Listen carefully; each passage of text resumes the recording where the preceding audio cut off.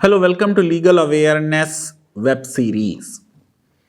उन बच्चों को जिनका सिलेक्शन हुआ क्लैट के फाइनल की के बाद और वो अब काउंसलिंग में हिस्सा ले रहे हैं, मेरी बहुत बहुत मुबारकबाद। उन बच्चों को जिनका सिलेक्शन नहीं हुआ, मेरी फिर रिक्वेस्ट है, डिसहार्टन ना हो, डिप्रेस ना हो। अभी जीवन बहुत बड़ा है, ज़रूर सक्सेस मिलेगी। बहुत से बच्चों को कहने पे मैंने ये डिसीजन लिया है कि लीगल अवेयरनेस वेब सीरीज में कुछ बच्चों को हम मेंटर करेंगे। हम उनको बताएंगे कि किस तरीके से लीगल रीजनिंग की, करंट अफेयर्स इंक्लूडिंग जीके की, लॉजिकल रीजनिंग की, इंग्लिश की और क्वांटिटेटिव टेक्निक्स की प्रिपरेशन करें। मेरे ज़्यादातर व्यूअर्स क्लैट एस्पिरेंट्स नहीं हैं, वो आम पब्लिक हैं। और सीरीज का नाम है legal awareness web series. Law के बारे में, चाहे नेशनल लॉ हो या इंटरनेशनल लॉ में जो डेवलपमेंट हो रहे हों, उनके बारे में आम लोगों को जिनका लॉ से कोई लेना देना नहीं है, उनको अवेयर कराने की कोशिश है। अब इस पूरे क्लैट के मामले में कई वीडियोस हमने बनाए, कई और वीडियोस मैं आपसे जैसे कहा कि बच्चों को मेंटरिंग करने के लिए मैं बनाऊंगा। लेकिन बहुत से मेरे व्यूअर्स ने लिखा कि फ्रांस में ईद उल अजहा के दिन सरमन देने पर एक इमाम को गवर्नर ने डिसमिस कर दिया। आप हमें फ्रांस का कॉन्स्टिट्यूशन क्या है, उनका लॉ क्या है, उनकी रिपब्लिकन वैल्यूज क्या हैं, उसके बारे में बताएं। तो आज का वीडियो हम फ्रांस में जो ये डिसमिसल हुआ है उसके बारे में बात करेंगे। मैं खुद फ्रांस में रहा हूं और फ्रांस के सेकुलरिज्म की और फ्रांस के लीगल सिस्टम की बड़ी तारीफ करता रहा हूं। मैं ये समझता हूं कि हमको ये समझने की ज़रूरत है कि हम इस कंट्रोवर्सी को समझें। फ्रांस में किस तरीके का लीगल सिस्टम है, किस तरीके से उन्होंने मुस्लिम्स को ट्रीट किया है, उसको देखें एक कॉन्स्टिट्यूशनल पर्सपेक्टिव से। मैंने बार बार कहा है कि मेरा थियोलॉजी फील्ड नहीं है, किसी भी कुरान की वर्स का क्या मीनिंग है, क्या उसका इंटरप्रिटेशन है, उसके लिए मैं राइट पर्सन नहीं हूं। गो कि मेरे व्यूअर्स कहते हैं कि अगर कुरान सोर्स ऑफ लॉ है तो आपको कुछ ना कुछ उसके बारे में जरूर कहना चाहिए। उन व्यूअर्स की बात को मानते हुए वो वर्सेस जो सरमन में आ गई जिसकी वजह से ये डिसमिसल हुआ, उसको भी समझने की थोड़ी सी कोशिश करेंगे। देखिए, ये जो उनके इंटीरियर मिनिस्टर हैं जिराल्ड गर्मेनिन, इन्होंने डिसमिस किया और कुछ वर्सेस जो ईद उल अजहा का खुतबा था सरमन, उसमें उन्होंने साइट की। ये इमाम जो हैं ये सेंट ग्रैंड मॉस्क के हैं। इनका नाम था ममादा अहमदा, कोमोरोस ओरिजिन के इमाम हैं। इन्होंने कुछ सूरे अहजाब की वर्सेस अपने सरमन में यूज की, जिसके बारे में इजाबेले सरप्लाई जो मेंबर हैं municipal council of Republican party की, उन्होंने वीडियो ऑनलाइन शेयर किया और जो गवर्नर थे उनसे ये बात कही कि इनको डिसमिस किया जाए और इनका जो रेजिडेंस परमिट है उसको रिन्यू ना किया जाए, क्योंकि ये स्टेटमेंट्स जो इन्होंने दिए हैं ये अनएक्सेप्टेबल हैं और जेंडर इक्वालिटी के खिलाफ हैं। जो इमाम अहमदा हैं उन्होंने कहा कि मेरे स्टेटमेंट्स आउट ऑफ कॉन्टेक्स्ट लिए गए हैं और एक बड़ी खास बात कही उन्होंने, आवर गर्ल्स यानी मुस्लिम लड़कियों की बात कह रहे हैं, do not have to stay at home, they become doctors, engineers and pilots. यानी ये जो इमाम हैं ये नहीं कह रहे हैं कि मुसलमान लड़कियों को घर में रहना चाहिए और पर्दा करके घर से बाहर ना निकलें, बल्कि कह रहे हैं कि वो इंजीनियर बन सकती हैं, डॉक्टर बन सकती हैं और पायलट भी बन सकती हैं। मॉस्क एडमिनिस्ट्रेशन ने सोशल मीडिया पे अनाउंस किया कि इमाम को डिसमिस कर दिया गया। इसी तरह का एक और केस हो चुका है जून में, जिसमें एक 4 जून को सरमन दिया था इमाम मेहदी ने, और जिसमें उन्होंने क्रिटिसिज्म किया था औरतों के कपड़ों के बारे में, जिस तरह के वो कपड़े पहनती हैं, और उनकी सर्विसेज भी टर्मिनेट की गई थी। इससे पहले एक और इमाम को इसी तरह टर्मिनेट किया गया जिन्होंने यहूदियों के बारे में कुछ गलत बात कह दी थी। और देखिए, मैं जानता हूं कि जो जुडाइज्म है वो तौहीद के मामले में, वननेस ऑफ गॉड के मामले में इस्लाम के बहुत करीब है। इनफैक्ट इस्लाम में सबसे ज्यादा जिस प्रॉफिट का जिक्र हुआ है वो प्रॉफिट मूसा है, तो ज्यादातर जिक्र उनके बारे में है कुरान में। आइए अब जरा सा समझते हैं कि फ्रांस में इस्लाम और मुसलमानों के क्या वाइटल फैक्ट्स हैं, इससे पहले कि मैं फ्रांस के संविधान की तरफ जाऊं। 5 मिलियन मुस्लिम्स हैं फ्रांस में, जो उनकी पॉपुलेशन का 1/9 है। इसमें से 2.5 मिलियन फ्रांस के सिटीजन हैं। फ्रांस में ज्यादातर क्रिश्चियन कैथलिक्स लोग रहते हैं। इमिग्रेशन हुआ है बहुत जबरदस्त फ्रेंच कॉलोनीज से नॉर्थ अफ्रीका की फ्रांस में। यह एक बात मैं आपको हमेशा बताता रहा हूं कि अगर ब्रिटिश कॉलोनाइजर्स को देखें और फ्रेंच कॉलोनाइजर्स को देखें तो फ्रेंच कॉलोनाइजर्स ने बड़ा इंटीग्रेशन किया है जो कॉलोनीज थे उनके लोगों से। तो 1954-62 तक अल्जीरिया में वॉर ऑफ इंडिपेंडेंस हुई। अल्जीरिया एक फ्रेंच टेरिटरी थी। जिन मुसलमानों ने फ्रांस को सपोर्ट किया उनको फ्रांस ने अपनी सिटीजनशिप दी और बड़ी तादाद में इमिग्रेशन अल्जीरिया से हुआ है। 1970 के बाद से फ्रांस में अब कोई इमिग्रेशन नहीं हो रहा। ये यूरोप के भी बहुत से कंट्रीज हैं जिनमें अब कुछ नहीं हो रहा है। जो फ्रांस के मुसलमान हैं उन्होंने फ्रेंच सोसाइटी से ज्यादातर इंटीग्रेट किया है, और जिस तरह नॉन मुस्लिम्स फ्रांस में कोई तकरीबन 10 से 15% रिलीजियस हैं, उसी तरह फ्रेंच मुस्लिम्स का जो रिलीजियोसिटी है वो भी 10 से 15% है। अब फ्रांस बहुत बड़ा सेकुलर कंट्री है, लेकिन फ्रांस में मस्जिदों के, जैसे ये आप केस देख रहे हैं कि गवर्नर ने डिसमिस किया, तो अपॉइंटमेंट भी क्या गवर्नर ने किया, स्टेट सपोर्ट करती है रिलीजियस इंस्टीट्यूशंस को। मस्जिद में जो खाना दिया जाता है वो हलाल होता है। जो फ्रांस की आर्मी में और जेलों में जो मुस्लिम प्रिजनर्स हैं या मुस्लिम आर्मी में ऑफिसर्स हैं या सोल्जर्स हैं, उनको हलाल खाना दिया जाता है। जो फ्रांस में बिजनेस और इंडस्ट्री के लोग हैं वो मुसलमानों को नमाज पढ़ने के लिए टाइम देते हैं, फैसिलिटीज देते हैं। मैंने खुद पेरिस एयरपोर्ट में फर्स्ट फ्लोर पर एक बड़ी मुस्लिम प्रेयर रूम को देखा है। हर साल तकरीबन 30,000 फ्रांस के मुसलमान हज करने जाते हैं। जो ग्रैंड मॉस्क है पेरिस में, उसको 1926 में डेडिकेट किया गया मुस्लिम सोल्जर्स को जिन्होंने फ्रांस के लिए लड़ाई लड़ी, और हर साल फ्रेंच प्रेसिडेंट जो है यहां ग्रीटिंग्स भेजता है। और कंट्रोवर्सी फ्रांस में हिजाब को लेकर होती रही है, उस पर किसी अलग वीडियो में बात करेंगे। अब आइए जरा सा फ्रांस के संविधान को समझते हैं।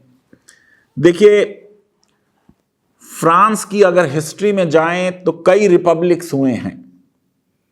एडम स्मिथ ने लिखा कि पूरी दुनिया की हिस्ट्री में अगर 2 इवेंट्स मुझे मेंशन करने हों जिन्होंने सबसे बड़ा दुनिया के इतिहास में चेंज लाया है, तो वो है एक फ्रांस का रेवोल्यूशन और एक discovery of United states of America. आज जो फ्रांस में संविधान है वो 1958 का कॉन्स्टिट्यूशन है। इसको रिवाइज किया गया है 2008 में। आइए समझते हैं इसको। सॉवरेंटी ऑफ पीपल की बात हुई, राइट ऑफ सेल्फ डिटर्मिनेशन की बात हुई। आर्टिकल 1 में फ्रांस को सेकुलर, डेमोक्रेटिक और सोशल रिपब्लिक डिक्लेयर किया गया। Equality of citizens without distinction of origin, race और रिलीजन। और कहा गया कि it shall respect all believes, यानी फ्रीडम ऑफ रिलीजन की बात हो गई कि फ्रांस ये कह रहा है, उनका संविधान ये कह रहा है कि फ्रांस में सारे मजहबों की बिलीव्स को रिस्पेक्ट किया जाएगा। और कहा स्टैट्यूट्स, यानी जो लॉ बनेंगे, shall promote equal access by women and men to election offices and elective post, यानी कोई भी इलेक्शन लड़ सकता है, चाहे औरतें हों चाहे मर्द हों। इस बात को समझिए कि पहले औरतों का जिक्र आया, विमेन एंड मेन, बिकॉज आगे मैं बताने वाला हूं कुछ और आपको। आर्टिकल 2 में maxim of the republic mention किया गया, वो फेमस स्लोगन जिसने दुनिया की तारीख बदल दी, जिन्होंने पूरी दुनिया में रेवोल्यूशनरीज को, ह्यूमन राइट्स एक्टिविस्ट को एक मंत्र दे दिया आजादी का, लिबर्टी, इक्वालिटी एंड फ्रेटर्निटी, जिसको हमारे अपने संविधान के निर्माताओं ने भी प्रीएम्बल में लिख दिया। फिर प्रिंसिपल्स ऑफ रिपब्लिक में कहा गया कि government of the people, for the people and by the people, यानी एक डेमोक्रेटिक गवर्नमेंट होगी। आर्टिकल 64 में कहा गया कि साहब जो इंडिपेंडेंस ऑफ जुडिशरी होगी उसको इंश्योर करने की जिम्मेदारी प्रेसिडेंट ऑफ रिपब्लिक की होगी। फिर बात की गई declaration of human and civil rights of 26 अगस्त 1789। ये वो रेवोल्यूशन वाला मामला आ रहा है फ्रांस का, जिसमें कहा गया कि नेचुरल राइट्स हैं, अनअलिनिएबल राइट्स हैं, सेक्रेड राइट्स हैं ऑफ मैन। अब देखिए ये 1789 है, विमेन नहीं कहा जा रहा, कहा जा रहा है राइट्स किसके हैं? मैन। अभी आपको मैंने लेटेस्ट पढ़ के बताया, उसमें कहा जा रहा है कि एक्सेस होगी विमेन को एंड मेन को। तो दुनिया का सिविलाइजेशन आगे बढ़ता जाता है। जब हम इतिहास पढ़ें तो देखें किस कॉन्टेक्स्ट में, किस सेंचुरी में हम बात कर रहे हैं। Article 1 declaration of human and civil rights का जो 26 अगस्त 1789 का डिक्लेरेशन है और संविधान में इनकॉर्पोरेटेड। आर्टिकल 1 कहता है men are born free and remain free and equal in rights। वो आपको मालूम है famous, men are born free but they are in chains। यहां कहा जा रहा है men, फिर देखिए औरतों का जिक्र नहीं हो रहा है, लेकिन इसमें men would include women। गो कि मैं उसके खिलाफ हूं, औरतों की अपनी एक डिस्टिंक्टिव पर्सनैलिटी है, ये इंक्लूजन कहना उनको कहीं ना कहीं अंडरमाइन करता है। Article 2 aim of public associations is preservation of natural and imprescriptible rights of man. These rights are liberty, property, safety and resistance to operation. जुल्म अगर होगा तो उस जुल्म के खिलाफ लड़ाई होगी, ये राइट है। फिर आर्टिकल 5 में कहा law has the right to forbid only those actions that are injurious to society. कोई भी वो काम जो सोसाइटी के लिए इंजूरियस है, लॉ को हक है कि उसको प्रोहिबिट करे। फिर आर्टिकल 6 में कहा गया कि लॉ जो है वो एक्सप्रेशन होगा जनरल विल का, जो समाज चाहता है वो लॉज बनाए जाएंगे। बहुत से लॉज आज बनाए जाते हैं जो समाज नहीं चाहता, उसके ऊपर सरकारें इंपोज कर देती हैं, चाहे यूपा हो, टाडा हो, एनएसए हो, सीए हो, ऐसे बहुत से लॉज। समाज में उस पर डिफरेंस ऑफ ओपिनियन है, वो जनरल विल का एक्सप्रेशन नहीं है। ये रूसो का आइडिया है जनरल विल का। फिर आर्टिकल 7 में कहा, no man may be accused, arrested और detained except in cases determined by law and following the procedure that it has prescribed।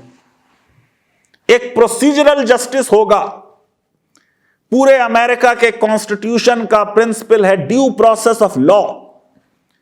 Article 21 में हमने पहले ड्यू प्रोसेस इंक्लूड नहीं किया, मेनका गांधी के बाद हमने ड्यू प्रोसेस ले आए पूरा का पूरा।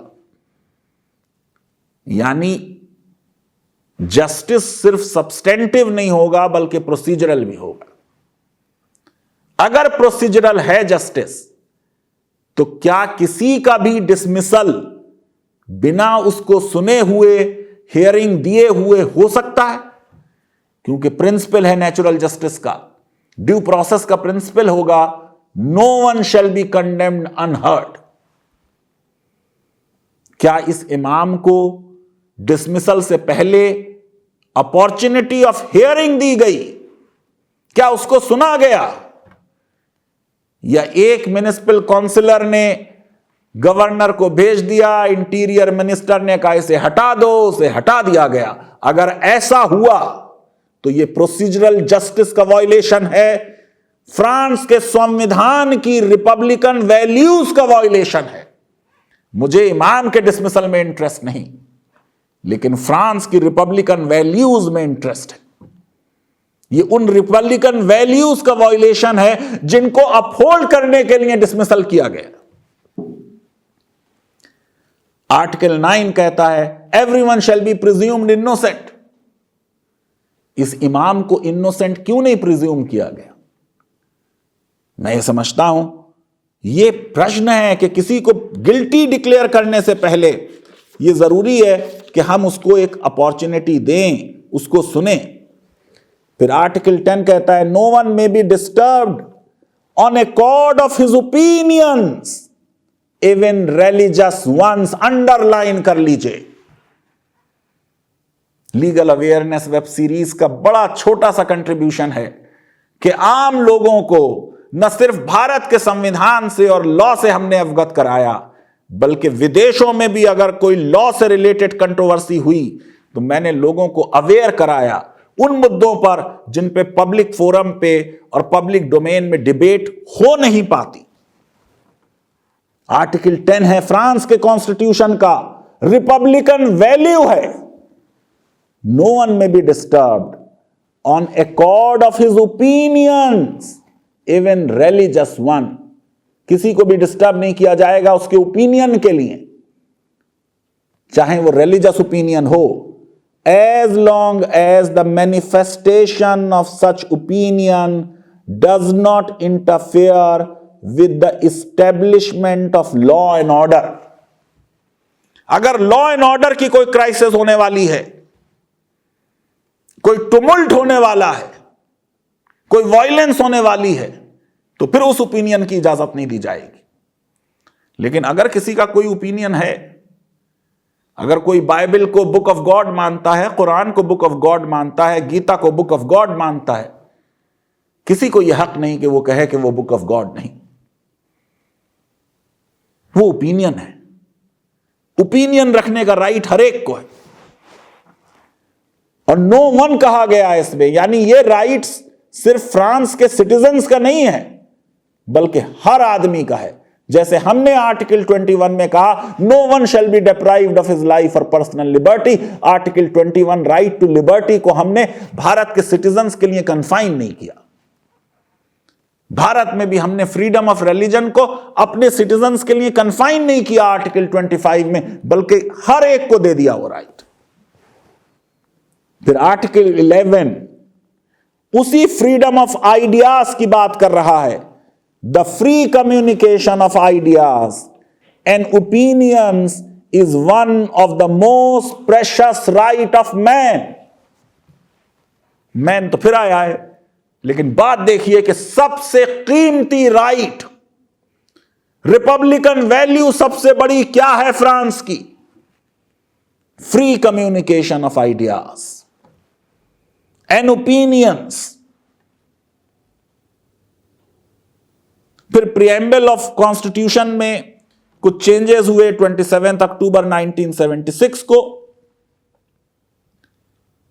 अब ये देखिए सिविलाइजेशनल डेवलपमेंट कि पहले सिर्फ rights of man man man की बात हो रही है, अब कहा law guarantees women equal rights with those of main in all spheres. बड़ा अचीवमेंट है। लेकिन मैं कॉन्स्टिट्यूशनल लॉ का टीचर हूं और स्टूडेंट हूं, औरतों को वो राइट दिए जा रहे हैं जो मेन को हो। यह भी एक फॉर्मल इक्वालिटी सिर्फ नहीं होनी चाहिए, सब्सटेंटिव इक्वालिटी होनी चाहिए। मर्दों को 2 रोटी तो औरतों को भी 2 रोटी, मर्दों को जीन्स तो औरतों को भी जीन्स, यह फॉर्मल इक्वालिटी। बहुत सी चीजें ऐसी हैं जिनमें औरतें मर्दों से डिफरेंट हैं, लेकिन उन डिफरेंट होने की वजह से उनके राइट्स कम नहीं हो सकते। उनके राइट्स बराबर होंगे, वो डिफरेंसेस उनकी इक्वालिटी को कम नहीं कर सकते। और क्या ही बेहतर हो अगर मर्दों को कहा जाए कि तुम्हारे वो राइट्स होंगे जो औरतों के राइट्स। यानी अगर यह बन जाए clause that law guarantees that men will have rights equal to those of women, मैं समझता हूं वो एम होना चाहिए। फिर कहा every person has the right to work.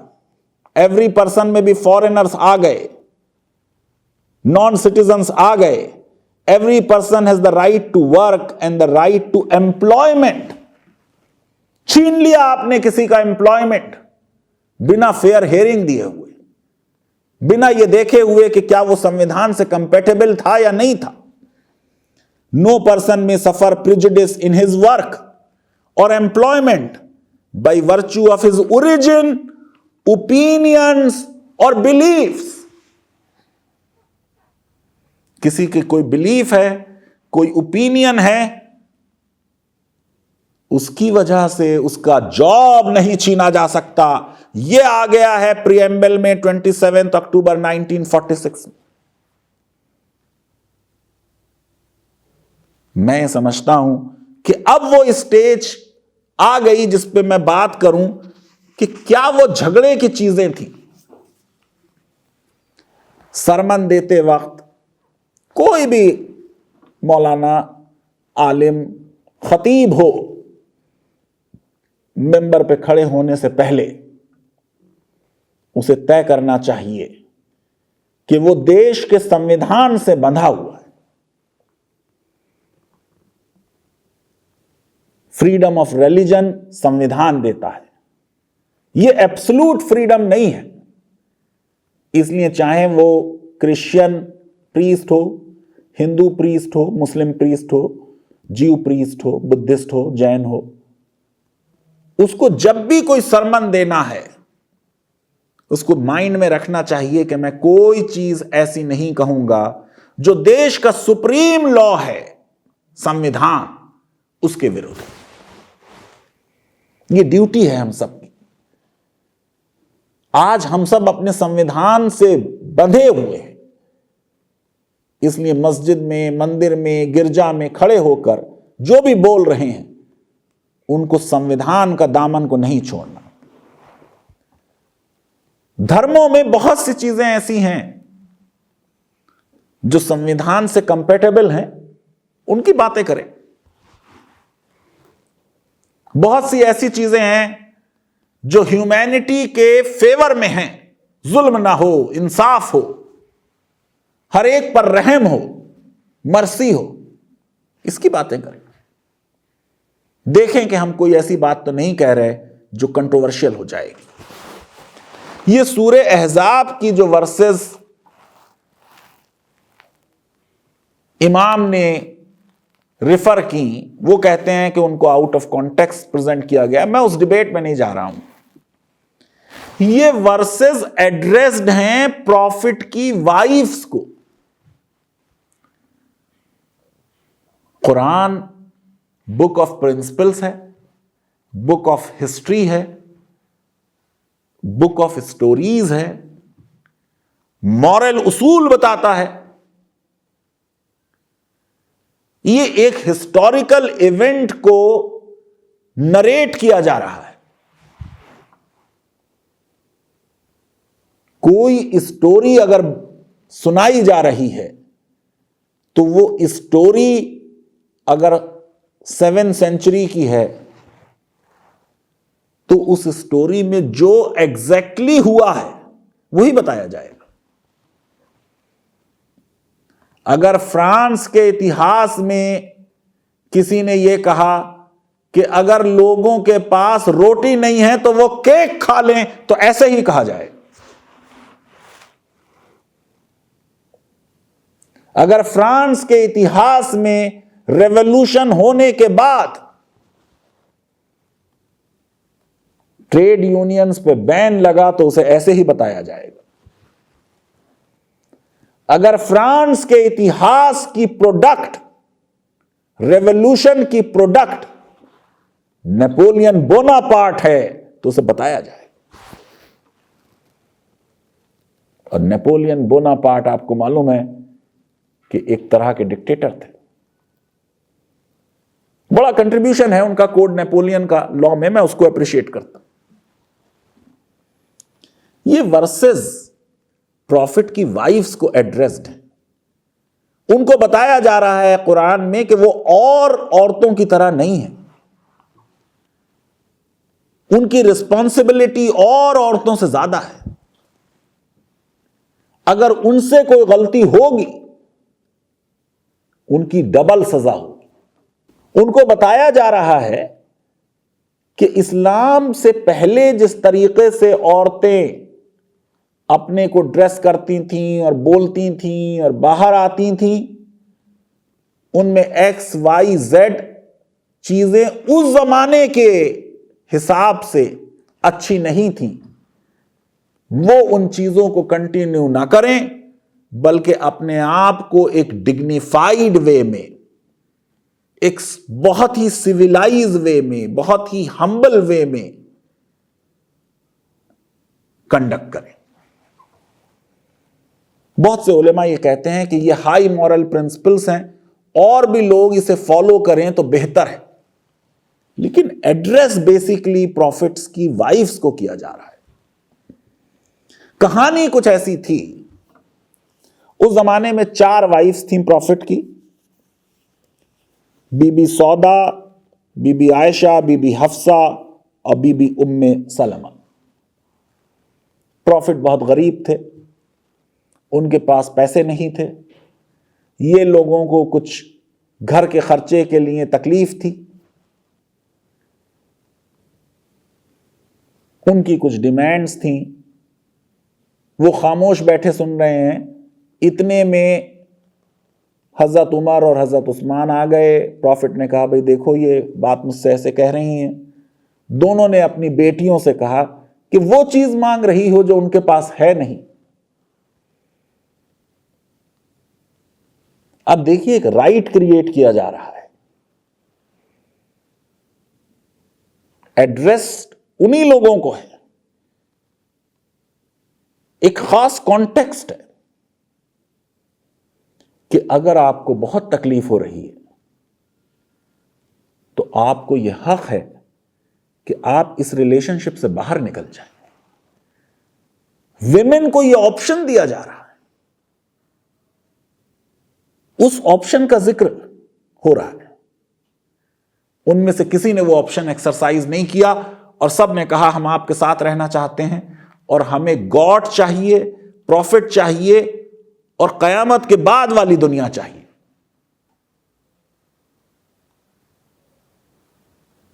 मैं समझता हूं कि इस पूरी स्टोरी में भी एक चॉइस क्रिएट की जा रही है जिसको अप्रिशिएट करने की और अंडरस्टैंड करने की जरूरत है।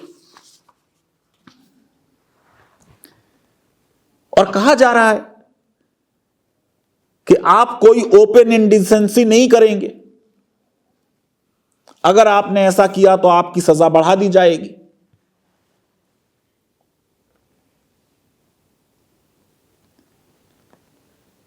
कुछ नॉर्मल क्राइम होते हैं कुछ एग्रावेटेड क्राइम्स होते हैं।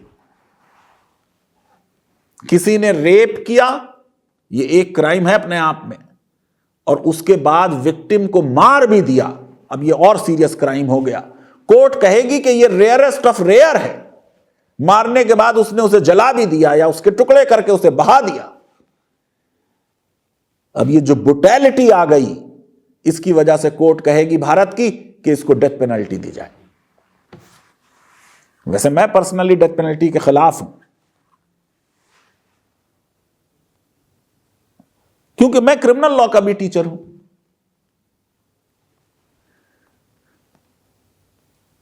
आप घर में बैठ के शराब पिए, एक पनिशमेंट है।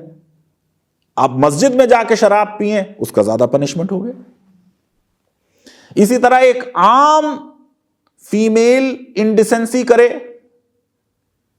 उसका पनिशमेंट कम होगा, लेकिन अगर प्रॉफिट की वाइफ ऐसा कुछ करे तो उसका पनिशमेंट डबल होगा। एक सिस्टम बताया जा रहा है कि आपकी रिस्पॉन्सिबिलिटी ज्यादा है, क्योंकि उसी सूरे अहज़ाब में जो चैप्टर 33 है वर्स 32 में है, उसमें कहा जा रहा है wives of the prophet you are not like other women. आप अलग हैं, आपकी जिम्मेदारी ज्यादा है। दरअसल हमारे आर्टिकल 14 का जूरिस्प्रूडेंस भी यही है कि law with in the class will be the same. अब जो प्रॉफिट्स की वाइफ्स हैं वो एक अलग क्लास हैं, उनके लिए एक अलग लॉ बताया जा रहा है। फिर वो बात हुई जो रिपब्लिकन वैल्यू से कंट्राडिक्ट कर रही है। वाइफ्स ऑफ द प्रॉफिट्स को कहा जा रहा है स्टे इन योर होम्स, और जब बाहर जाएं तो डिसेंट वे में जाएं, प्रॉपरली ड्रेस जाएं, यह बात कही जा रही। मैं ये समझता हूं कि इन चीजों को अगर रिपब्लिकन वैल्यूज से कंपेयर किया जाएगा तो आज ये नहीं कहा जा सकता कि कोई औरत अपने घर से बाहर ना निकले। ये मॉडर्न कॉन्स्टिट्यूशन उसे राइट देता है कि वो काम करना चाहे तो बाहर निकल सकते, लेकिन साइमल्टेनियसली ये भी हमें समझना होगा कि इस्लामिक हिस्ट्री को अगर आप देखें तो प्रॉफिट की वाइफ्स में ही ले लीजिए, बीबी खदीजा खुद बहुत बड़ी ट्रेडर और बिजनेस वेमेन थी। सबसे ज्यादा पैसा तो उन्हीं का लग गया शुरू के अर्ली इस्लाम में। प्रॉफिट की वाइफ थी और बिजनेस वेमेन थी, ट्रेडर थी। तभी वो इमाम ने कहा कि मुसलमान औरतें पायलट भी होंगी, इंजीनियर भी होंगी, डॉक्टर भी होंगी। क्या हम आउट ऑफ कॉन्टेक्स्ट चले गए एक सेंटेंस को पकड़ के, जिसमें वो कोट कर रहा है, एक वर्स है एक होली बुक की, और दूसरी ले लीजिए प्रॉफिट की वाइफ जो इसमें भी मौजूद थी, बीबी आयशा। उन्होंने तो बैटल में भी हिस्सा लिया, बैटल ऑफ जमल फाइट की। तो इसका मतलब यह कि बाहर जाना एब्सोल्युटली प्रोहिबिटेड नहीं है, सिर्फ यह कहा जा रहा है कि you should be decently dressed. मैं उस डिबेट में आज नहीं जाना चाहता, वो अलग एक कंट्रोवर्शियल टॉपिक है कि मीनिंग क्या है डिसेंटली ड्रेस्ड का, और क्या सिर्फ ये औरतों के ऊपर ड्यूटी है, मर्दों पे भी बराबर की ड्यूटी है, उनको भी इंडिसेंट ड्रेस नहीं करना। मैं ये समझता हूं कि इस कंट्रोवर्सी को समझते हुए ये देखना चाहिए कि बहुत सी जो फ्रांस की रिपब्लिकन वैल्यूज हैं वो तो आ रही हैं डिक्लेरेशन में 18वीं सेंचुरी के आखिर में। इस्लाम आ रहा है 7वीं सेंचुरी में। तीन ही तो वर्ड्स है ना, liberty, equality and fraternity. Liberty की बात हो रही है तो आजादी दी जा रही है लोगों को कि अब आप प्रीस्ली क्लास से फ्री हो गए, गॉड से डायरेक्ट आपका कांटेक्ट बना दिया गया। फ्यूडलिज्म के खिलाफ डिस्ट्रीब्यूशन ऑफ वेल्थ की बात की जा रही है। गरीबों को अमीरों की वेल्थ में शेयर दे दिया जा रहा है कि 2.5% ज़कात सबको देनी पड़ेगी। कंसंट्रेशन ऑफ वेल्थ के खिलाफ बात हो रही है, जो हमारा डायरेक्टिव प्रिंसिपल है आर्टिकल 39 में। इक्वालिटी की बात हो रही है, तो औरतों को शादी में चॉइस दी जा रही है। ऑफर होगा हस्बैंड की तरफ से, एक्सेप्टेंस वाइफ का फादर नहीं करेगा, वाइफ करे। प्रॉपर्टी में राइट दिया जा रहा है, एज मदर भी, एज सिस्टर भी, एज वाइफ भी, एज डॉटर भी।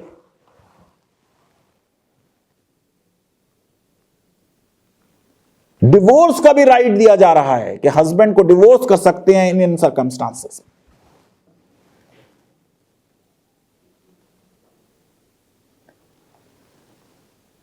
और फ्रेटर्निटी बताया जा रहा है कि प्रॉफिट जो हैं वो मर्सी हैं, ना सिर्फ मुसलमानों के लिए बल्कि सबके लिए।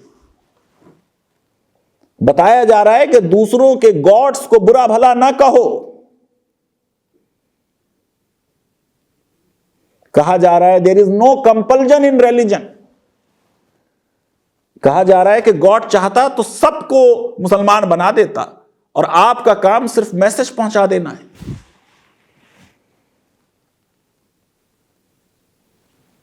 कहा जा रहा है कि आप सब ब्रदर्स एंड सिस्टर्स हैं एज ह्यूमन बीइंग्स, और आपको डिफरेंट ट्राइब्स में इसलिए बांटा गया कि आप एक दूसरे को रिकॉग्नाइज करें। फ्रेटर्निटी की बात की जा रही है। कहा जा रहा है कि 40 घर तुम्हारे लेफ्ट और 40 घर तुम्हारे राइट, तुम्हारा नेबरहुड है। अगर तुम्हारा नेबर भूखा है तो तुमको खाना नहीं खाना चाहिए। इतने ज्यादा नेबर्स के राइट्स की बात की जा रही है कि लोगों को डर लगा कि कहीं इनहेरिटेंस में भी राइट ना दे दिया जाए। मैं समझता हूं कि इस्लाम और फ्रांस के कॉन्स्टिट्यूशन की रिपब्लिकन वैल्यूज में अच्छी खासी कंपैटिबिलिटी है। उस कंपैटिबिलिटी को अप्रिशिएट करें, उस कंपैटिबिलिटी की बात करें। इस्लामोफोबिया में ना पढ़ें। लीगल अवेयरनेस वेब सीरीज अगर आपको पसंद आती है तो मेरी रिक्वेस्ट है कि हमारे इस वीडियो को वाइडली शेयर करें, हमारे चैनल को सब्सक्राइब करें और बेल आइकन और लाइक जरूर क्लिक करें। बहुत बहुत शुक्रिया, धन्यवाद, थैंक यू वेरी मच।